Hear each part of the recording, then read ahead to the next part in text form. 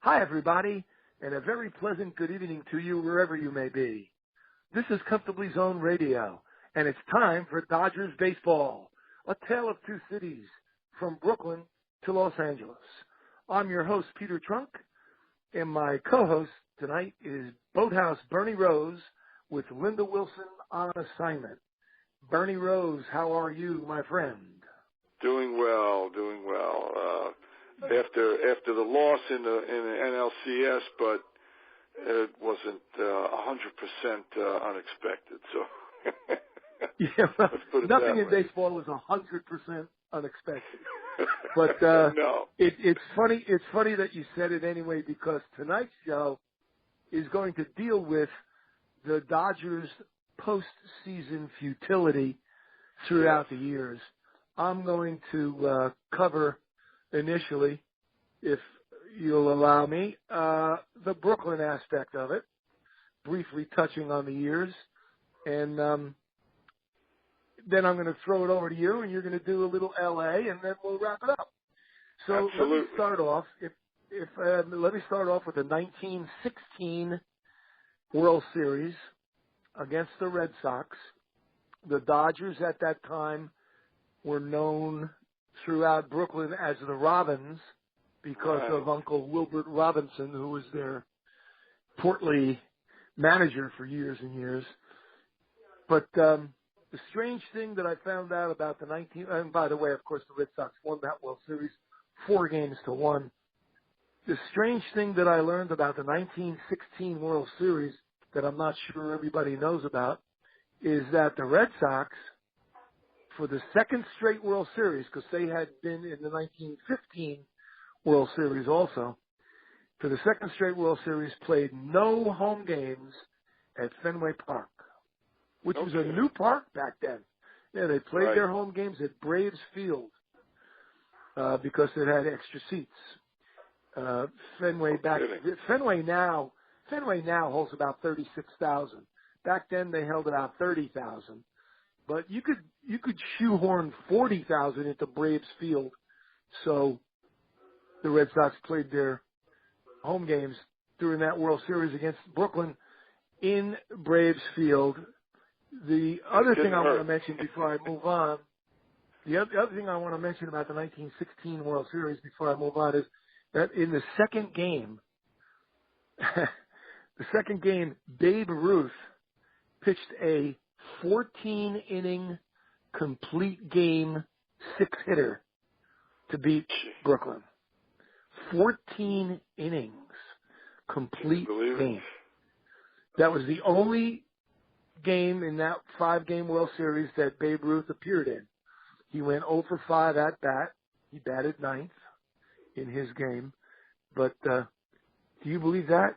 Imagine how many pitches he must have thrown. 14 innings. Oh, man. That's incredible. All right. That's the first time the Dodgers felt sadness, acute sadness in the postseason.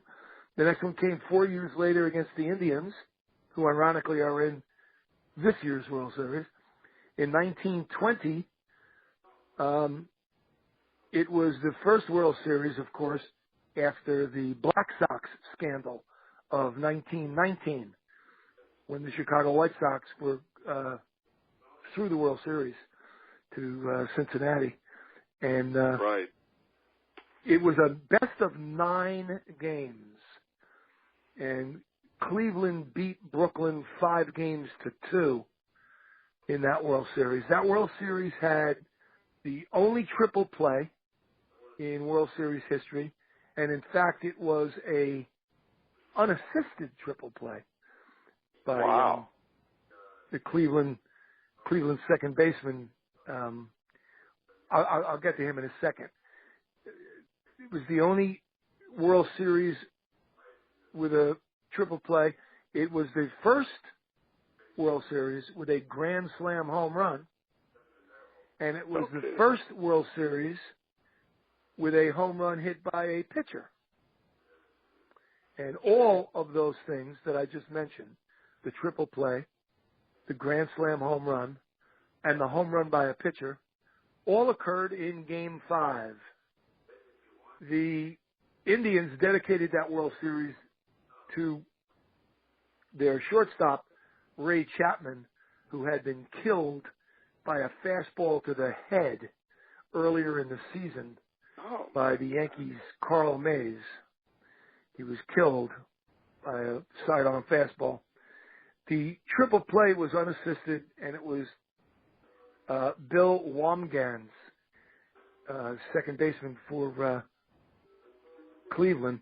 The Dodgers' Clarence Mitchell was the batter that hit into the triple play, and his next at-bat, Clarence Mitchell hit into a double play, accounting for 5 outs in 2 straight World Series at-bats, the only person to ever do that.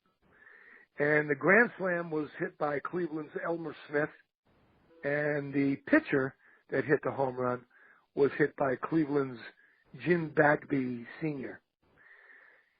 The Dodgers waited 21 years to get into another postseason conflict, this time with the Yankees. 1941, the Yankees won that World Series 4-1, and it was the first World Series that was called the Subway Series. Yeah.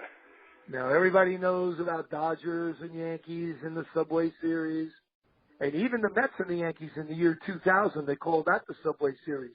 Yes, Ironically, they did.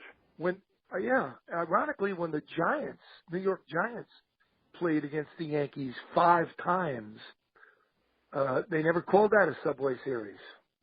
So this was 1941, was the first Subway Series, and it was highlighted by, we all know about this one, if you're a Dodger fan, Mickey Owens dropped third strike in the 9th inning of Game 4. Hugh Casey was the pitcher for the Dodgers at the time, and people said he might have thrown a spitball. But who knows? That's the World Series that Mickey Owen dropped the third strike. Henrik made it to first base, and the rest is history. The Yankees went on to win not only that game, but the World Series. That was 1941. Right. In 1946, it wasn't a World Series, but the Cardinals and the Dodgers finished in a dead heat for first place in the National League.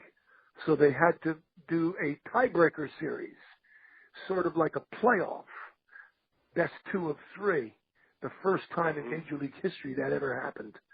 And the Cards won 2 games straight. The Dodgers lost 2 games.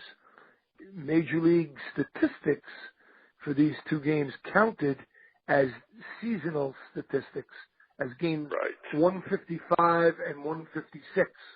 In other words, it wasn't counted as postseason statistics for the ball players. It was counted as a regular season stat, both games. Right. And that's why you see in the back of baseball cards, or when you look up in the encyclopedia, some guys that year for the Cardinals or the Dodgers played in 156 games, and that's the reason why.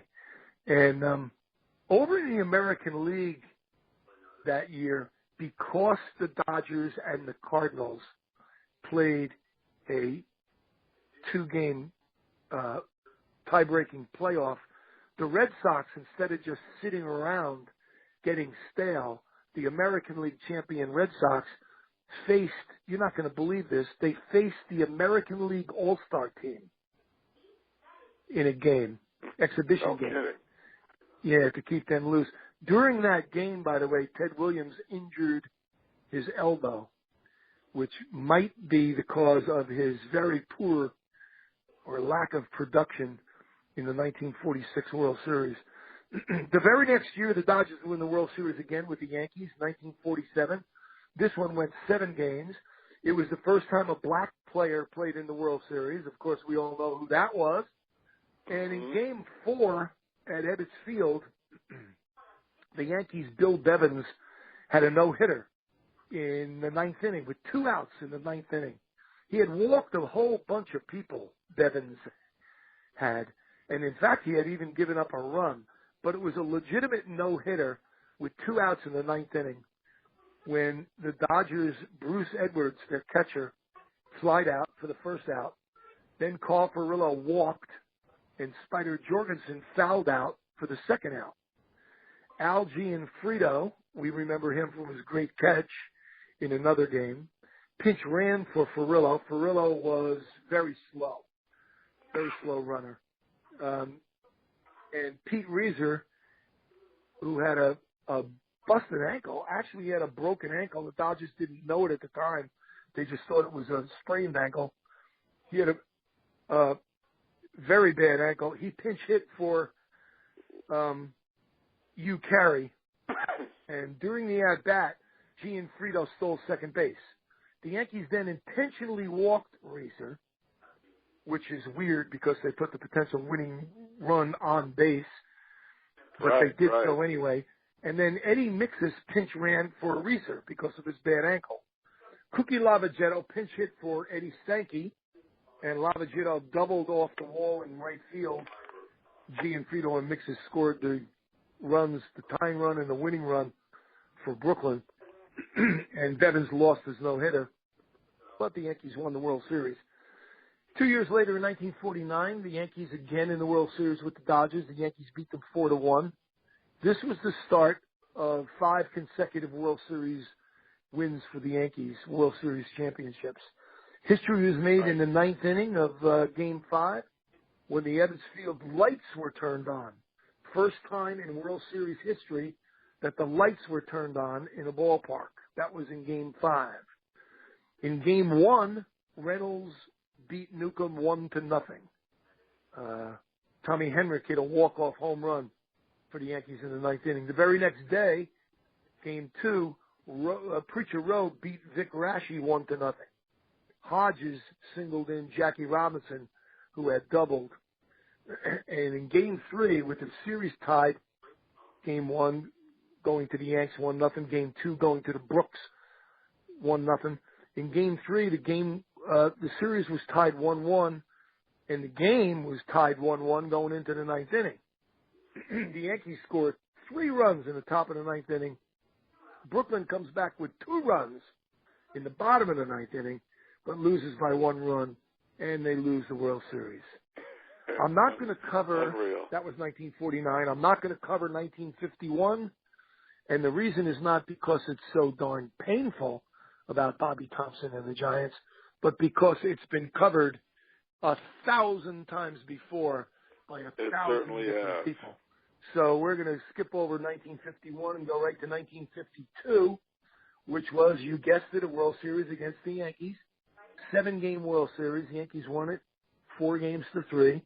The home run hit by Mickey Mantle in the 8th inning of Game 6 was significant because it was the Knicks' first home run in World Series competition. And he wound up with 18 World Series home runs, which is the highest total of World Series home runs, even outdoing Babe Ruth, who had 15.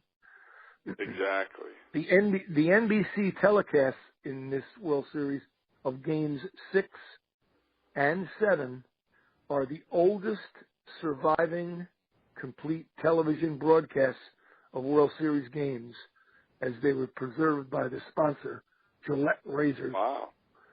Yeah, I have seen both of them. There you go. 1953, again, the very next year, World Series, Yankees beat the Brooks 4-2, 4-2. Although subjective, and I know this is subjective, but the 1953 Brooklyn team was thought by many, including this reporter, to be the strongest Dodger team in history. They really were something. You should look up their statistics sometime. And it was the Yankees' 5th consecutive World Series championship. Of course, we know who won in 55. It was the Dodgers, but since we're talking about Dodger futility, we'll go to 1956 World Series, another 7-game series against the Yankees, which they lost. The series contained a perfect game. It also contained Jackie Robinson's final game and final hit ever. The Dodgers, by the way, Dodgers, by the way, scored 1 run in the final 3 games combined. And here's a tidbit that you're not going to believe, but it's true. And as Casey would say, you can look it up. This was the last World Series not to have scheduled off days. Wow. Although game 2 was postponed due to rain, this is the last official World Series not to have scheduled off days. All the other World Series before this were played on consecutive days. I don't know if I remember that. I certainly don't believe I do. That's interesting. That's amazing statistic for a couple of reasons. Number one, for the travel aspect of it. Absolutely. And number two, for those pitchers that pitched 3 times in the World Series, they had no days off, official days off. Right. So if you pitch games 1, 4, and 7, let's say you pitched games 1, 4, and 7. Back in those days, you actually pitched day 1, 4, and 7. Yeah, that's right. Okay, that's. I thought that was amazing. Anyway, that's an amazing the Brooklyn stat, futility. Yeah. That's the Brooklyn futility. I'm going to kick it over to you now. Bernie Rose is going to tell us about Los Angeles postseason futility. And there we go. And we'll start, and I wasn't even going to go there, but we'll start by saying their second year, as we've covered many times. They win the World Championship in their second year in L.A., which, even though I was only 8 years old at the time, and I was happy about it, I was thrilled, but it still left me, thinking about all those years they didn't win in Brooklyn. Yeah. And they go out there and they win. But there's some interesting things that happen, obviously, over the years in L.A. And they've made the postseason, I guess, 20 times. So we won't count the 5 championships today. So that means there's 15 times that they've gone down. And there's been some droughts here and there where they didn't make it, like, between 66 and 74, there was no World Series. There wasn't even any playoffs, which started in 1969 until 74 when they made the World Series. And that's when all the futility started, if you want to get into some interesting things. But something about that 1974 World Series before we talk about 1966. Well, all right, let's start with 1966. Okay. Or if we want to touch briefly on 1962 with 4 runs in the 9th inning, as you talked about in Brooklyn, in a 3-game playoff with the Giants because they ended up tied. The Dodgers were ahead in the 9th at 1 game apiece, and Ed Roebuck gave up 4 runs in the 9th, and they lose. And the Giants go on to play the Yankees and lose. But anyway, 1966, the Dodgers were the defending world champions, and a little-known team from Baltimore was coming in, and I would think most of the country expected a repeat. And the Dodgers were not to win a single game. And a couple of things stand out there. Of course, a couple of years later, after 67 and 68, those Orioles did go to 3 straight World Series and had a lot of Hall of Famers on that team. And in 1966, Jim Palmer was a rookie. He was only 20 years old. Nobody really knew, and at that moment, nobody really knew there was going to be Sandy Koufax's last appearance ever, retiring at 30 years old.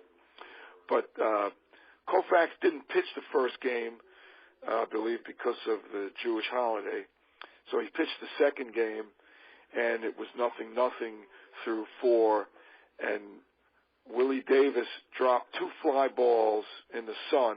It was a bright sun, he dropped 2 fly balls, and on the second one, threw wild to third, which still stands as a World Series record of 3 errors in 1 inning. And that led to runs that the Dodgers ended up losing because everybody's figuring after Drysdale lost game 1 5-2, they would come back with Sandy. And that didn't work out very well.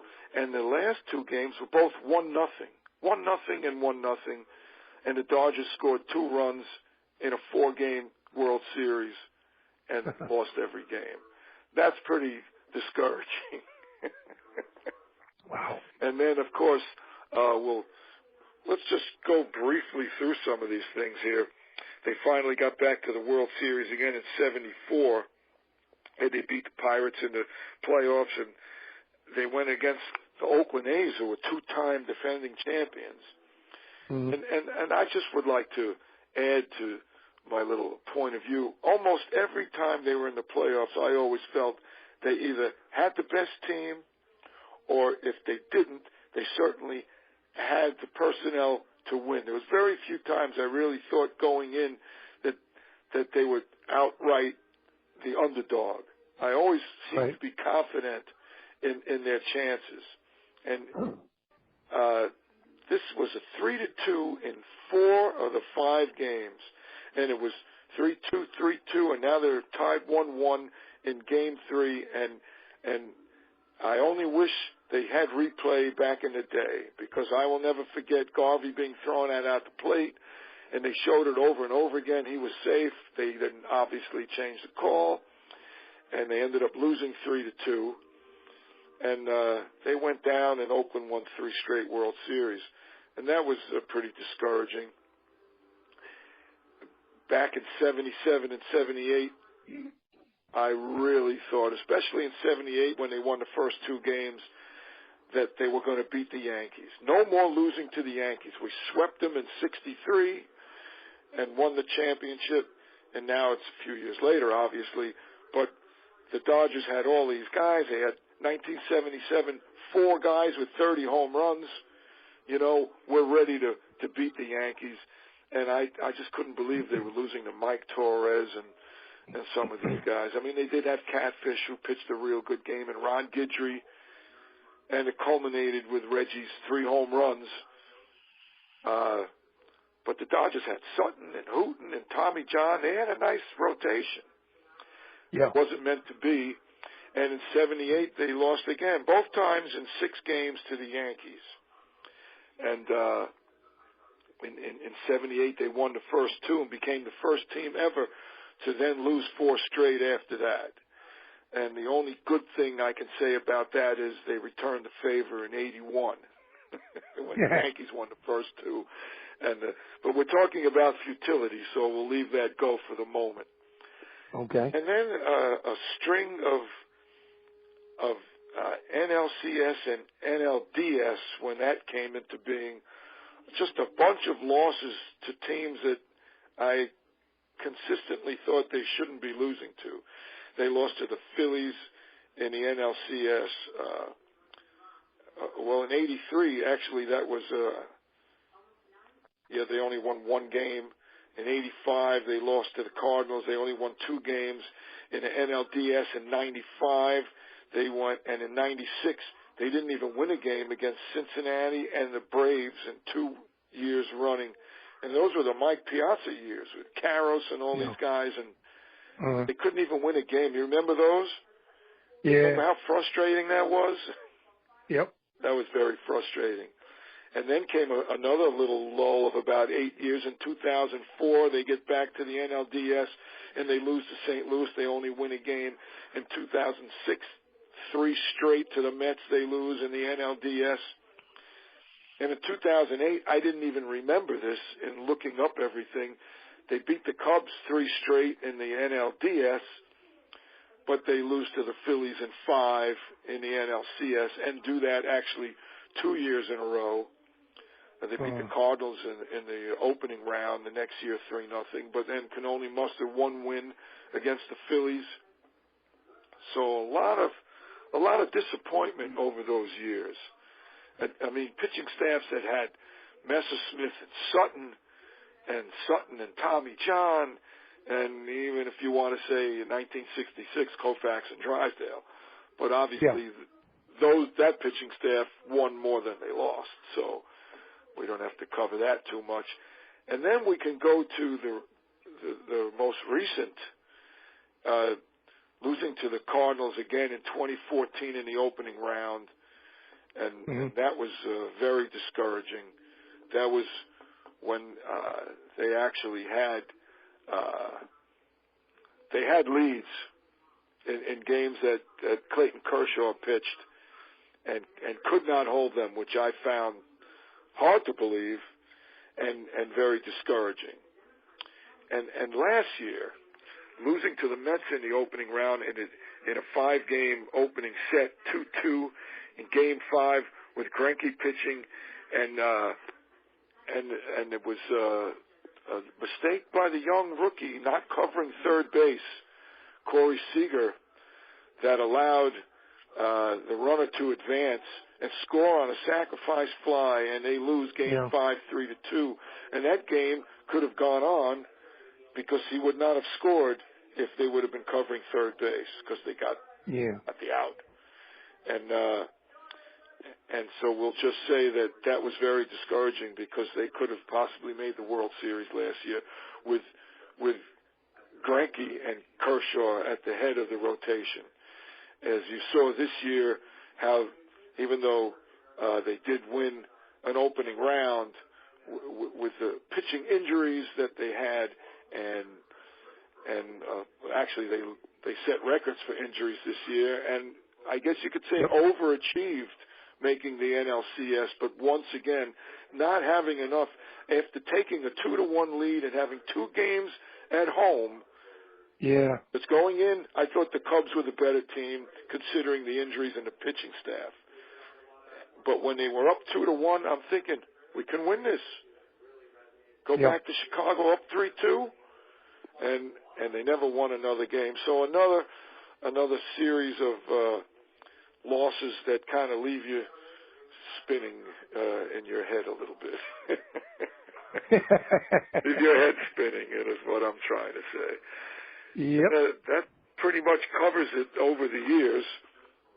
There are things that we could talk about. I'd just like to touch on one thing. The 1985 loss to the Cardinals, they had... Is that the Ozzie Smith home run? That is the Ozzie Smith home run. Never in his career had he homered from the left side of the plate. Right. And Lasorda goes out to the mound to talk to him, later on when Jack Clark was coming up. Niedenfuhr? Niedenfuhr was the pitcher? Niedenfuhr blew both the last 2 games in that series. Well, he took the loss, really.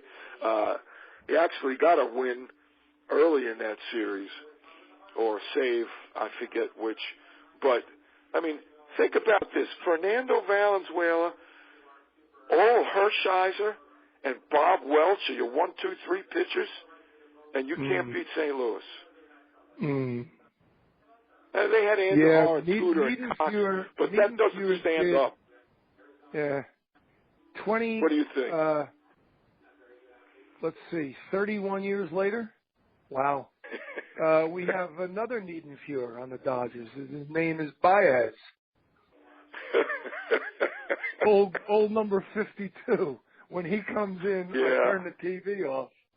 Well, I always cringe when he comes in a tough situation. But I got to tell you, I was never a big Blanton fan.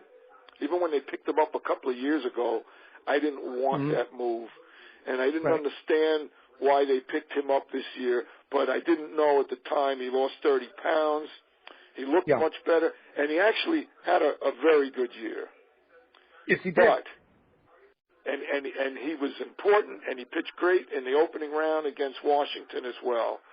He was important this year, but when it came down to it, he gave up 2, let's say, big home runs that really impacted the Cubs series. I'm like you. I'm a fan. I watch on TV a lot. I certainly live far, far away from Dodger Stadium, 3,000 miles away. Although I've only Sure. been to Dodger Stadium twice, and in other words, I'm just a fan that reads the newspaper, goes online and reads stuff, and watches Right. TV and listening to Vin Scully and stuff. But from afar, let me make a couple of comments on Blanton. When the Dodgers signed Blanton, I rolled my eyes like when the Mets re-signed Jonathan Neese. I rolled my eyes. Right. I said to myself, this is like a batting practice pitcher. What are they getting this guy for? Well, when I saw Blanton on TV, he was 25 or 30 pounds lighter. And he did pick up another pitch. He picked up something, I don't know what he picked up, a hard curveball, where they say it was a slider, which he never used to throw or something. And he was damn effective all summer long. He was excellent. And not only was he effective, but he was effective in different modes, which is strange for today's ball players. In other words, today's ball players, they relief pitchers like to get really, really, like I only pitch one batter. I'm a one batter guy. And another guy will say, well, I only pitch in the beginning of an inning. I can't come in the middle of an inning. And then another guy will say, well, I can only get you an out against a left-hander or a right-hander. Or I can't pitch more than one inning. Blanton did all of that. Blanton came in and got one guy out. He pitched an inning from the middle of an inning in the middle. Right. He pitched multiple innings, 2, 3 innings, 4 innings. He did all of those things for the Dodgers, and I'm thinking... He did everything that was asked of him. I'm thinking, because I live so far away, and I'm not privy to all the little breaths and whispers and stuff that go on when you were the team that you're rooting for is a local team. I think that he was overused, not because Roberts made mistakes in overusing him. Roberts' hand was forced into using. I mean, when you look out to the bullpen and you see Baez and Blanton, you're going to bring in Blanton. Yeah. Okay. Yeah. I think Blanton was overused, and it really wasn't his fault. And I followed pretty damn close this year because of Vin Scully's final year, so I really, really paid attention. And I only remember Blanton getting ripped like 2 times all year, and one of them had to be in the damn playoffs. Well, he hung a big slider. He did. Right. But you know what? He did. He had a good year. I said it. People are watching. Right. 75 yeah. million people are watching, tough. and he has to go out there and look like he was not an effective pitcher this summer, which he was, and he did very well. And if I were Roberts,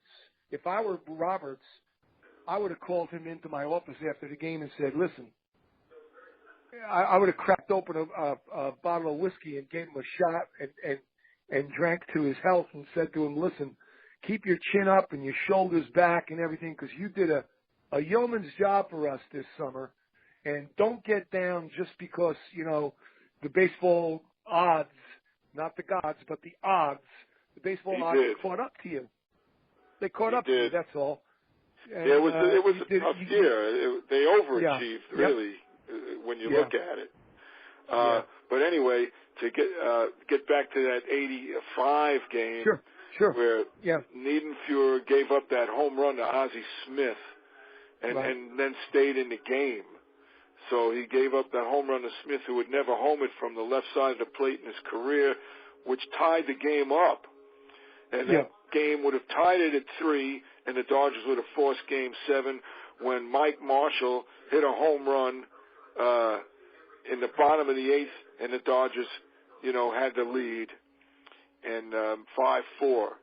And then there was a single, and then a walk, and then I think Lasorda, came out to the mound to talk to Niedenfuhr, and I was 100% sure he said, don't give him anything to hit. They were 1 out away. You mean Jack Clark? Jack Clark. They were 1 out away from tying that series. Right. And, you know, rather than intentionally, well, I don't know if it was a mistake or not. Maybe they just should have put him on. Because Clark, I think, had victimized Niedenfuhr in the past, although he had struck him out. I don't know if Niedenfuhr did, but he had struck out his last time up. But first pitch, bang, boom. And I was thinking, he told him, don't throw it over the plate. Don't give him anything to hit. See if he'll go for it. Throw it off the plate. He threw it right down the middle, and that was the end of that year. And the only other thing that I failed to mention was in 1978 when Reggie interfered with the ball and they didn't call it. You know, that was the series. Yeah, we talked about that series earlier where the Dodgers won the first 2 and then went to lose the next 4. Well, in the fourth game, now the Dodgers are still up 2-1, and in that situation where Jackson, and the funny thing is, if they would have just gone for the way I'm trying to remember the play, because Billy Russell stepped on second, and they had the other guy. All he had to do was tag the runner. I forget who it was, because the runner had gone back to second. Because Russell, I think, whether it was intentional or not, dropped the ball. It was like a line drive, and he couldn't have the double play. He stepped on second, and he threw to first instead of just tagging the guy, because the other guy was still there, and he threw it wide. And Reggie moved it. You've seen it a million times. Sure. He moved his hip into the ball, and they didn't call interference, and Garvey's yelling and arguing with the umpire instead of going after the ball. And a run scored. So everybody screwed up on that play. And, but it should have been interference, and the Dodgers could have tied that series. So there's been some great stuff over the years. To remember, no doubt. No doubt. And, of course, Reggie's 3 home runs, that sticks out in the Dodgers going down hard in a game against the Yankees, of course, which is we've seen a lot of that over the years. I know you saw a lot. Yeah, we have. Yeah, with New York. We have. And but now I can't say it's been 28 years without a World Series anymore. No, now it's 29. 29. And it's getting to be a little hard to take. When even the Cubs can make the World Series, then something is wrong. But the Cubs have a good team. I don't mean that in a bad way. They have a very, very good team. Yeah, and a good manager, too.